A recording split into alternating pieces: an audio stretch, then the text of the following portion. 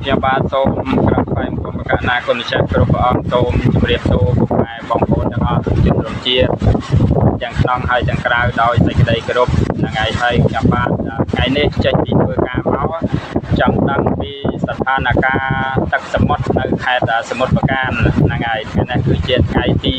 3ខែ4ឆ្នាំ2025អញ្ចឹងខ្ញុំបាទចង់ដឹងពីព័ត៌មានចង់ដឹងពីស្ថានភាពទឹកសមុទ្រនៅខាងខេត្តសមុទ្រប្រការហ្នឹងឯងជំរាបប្រាប់បងប្អូនជនរួមជាតិទាំងអស់ថាទឹកសមុទ្រនៅក្នុងសមុទ្រប្រការនេះអត់មានអីទេជាធម្មតាហ្នឹងហើយជាធម្មតាទេហ្នឹងហើយ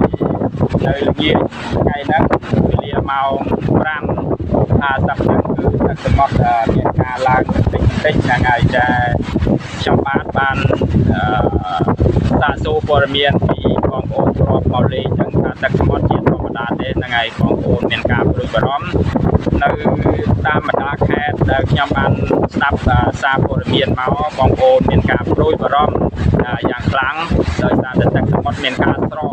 ចុះយ៉ាងខ្លាំងហ្នឹងហើយ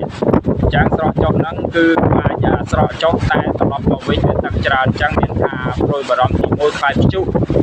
សូរ៉ាមីកអីចឹងណាអញ្ចឹងណាហ្នឹងហើយដល់ពេលនេះគឺ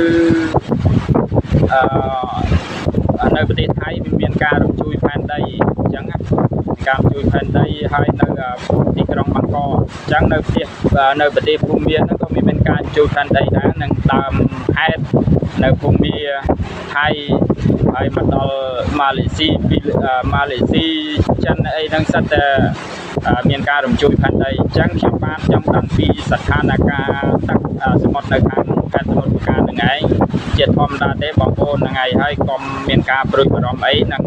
ហើយខ្ញុំបាទអត់មានអីទេមានតែប៉ុណ្ណេះសូមជម្រាបប្រាប់បងប្អូនជនជាតិទាំងអស់កុំមានការព្រួយបារម្ភអីហ្នឹងហើយជាធម្មតាទេតែ